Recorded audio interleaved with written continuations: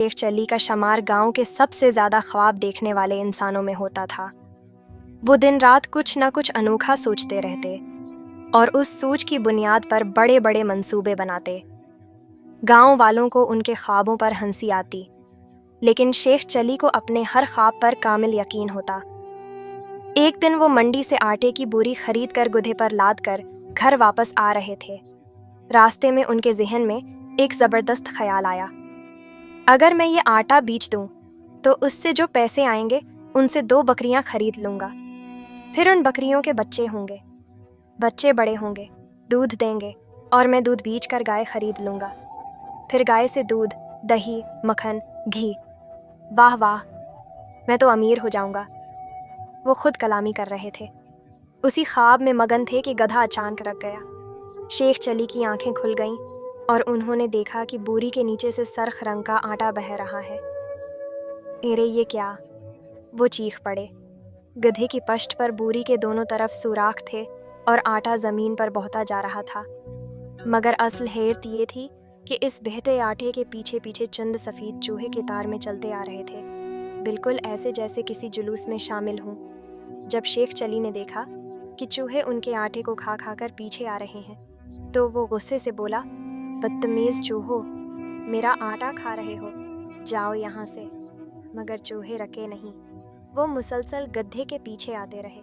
तब शेख चली ने एक छुरी उठाई और चूहों को डराने के लिए हिलाई, मगर चूहों पर उसका कोई असर न हुआ। चूहों का सरदार एक बड़ा सा सफ़ेद चूहा था, जिसकी दम में सरख धागा बंधा हुआ था। उसने शेख चली की तरफ देखा और बोला, जनाब वाला, हम आम चूहे नहीं, हम सयाने चूहे हैं। हमें जो चीज़ पसंद आ जाए वो हमारी हो जाती है, तुम्हारा आटा भी। शेख चली हैरान रह गए। ये चूहे बात कर रहे हैं? हाँ जनाब, हम वो चूहे हैं जो इंसानों की हमाकतों पर तहकीक करते हैं, और तुम्हारी तो हमाकतों की लंबी फहरिस्त है। हमने तुम्हें मुद्दत से देखा है, ख्वाब पर ख्वाब देखते हो, अमल कुछ भी नहीं करते। शेख चली शर्मिंदा होने के बजाय खुश हो गए। अरे वाह, मेरा मतलब मैं इतना मशहूर हूँ कि चूहे भी मुझे जानते हैं। चूहों का सरदार बोला, हाँ, और अब हम तुम्हें एक मशवरा देना चाहते हैं। चूहों ने शेख चली को जंगल के अंदर एक पुरानी वीरान कोठी में ले जाया। कोठी के अंदर दीवारों पर हज़ारों लकीरें थीं, जैसे कोई सालों से हिसाब रख रहा हो। ये हमारी तहकीक की जगह है। हम चूहे मुख्तलिफ इंसानों के रवैयों पर नज़र रखते हैं, उनकी गलतियाँ जमा करते हैं और फिर नताइज अख्द करते हैं। तुम्हारा केस हमारे लिए ख़ास है। शेख चली ने हैरत से पूछा, मेरा केस? हाँ, तुम हर काम का मंसूबा बनाते हो, मगर उसे मुकम्मल करने से पहले ही किसी नए ख्वाब में खो जाते हो। शेख चली ने सिर झुका लिया। सच कह रहे हो।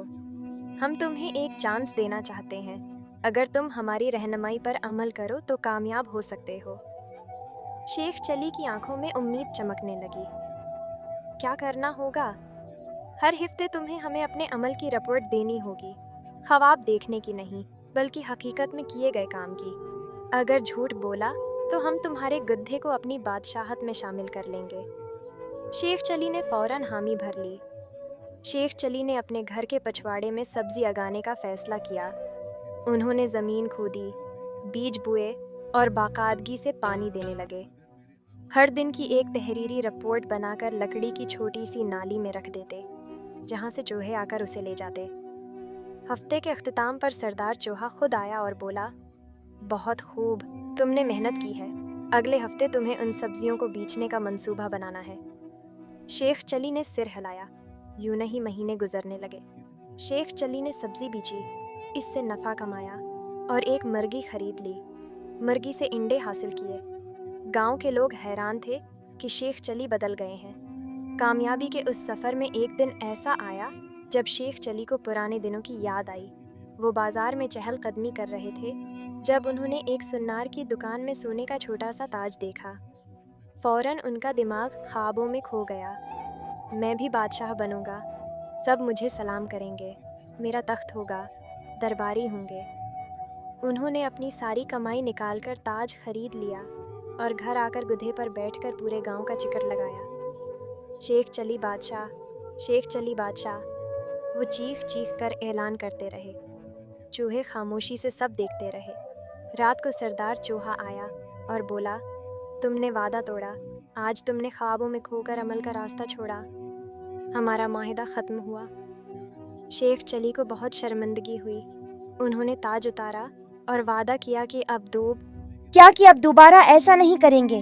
چوہے تھوڑی دیر سوچتے رہے، پھر بولے، اچھا، آخری موقع۔ وقت گزرتا گیا۔ شیخ چلی نے اپنے تجربات سے سیکھا کہ خواب دیکھنا اچھا ہے، لیکن عمل کے بغیر خواب ریت کے قلعے ہوتے ہیں۔ اب وہ گاؤں کے ایک کامیاب کسان اور کاروباری بن چکے تھے۔ ہر ہفتے چوہے اب بھی آتے، لیکن اب وہ محض نگرانی نہیں بلکہ شیخ چلی کی کامیابی کا جشن مناتے۔ شیخ چلی نے آخر میں ایک نصیحت سب بچوں کو دی۔ چوہوں سے جو سیکھا وہ یہی تھا کہ چالاکی عقل کے بغیر بیکار ہے اور خواب عمل کے بغیر محض دھوکہ ہے۔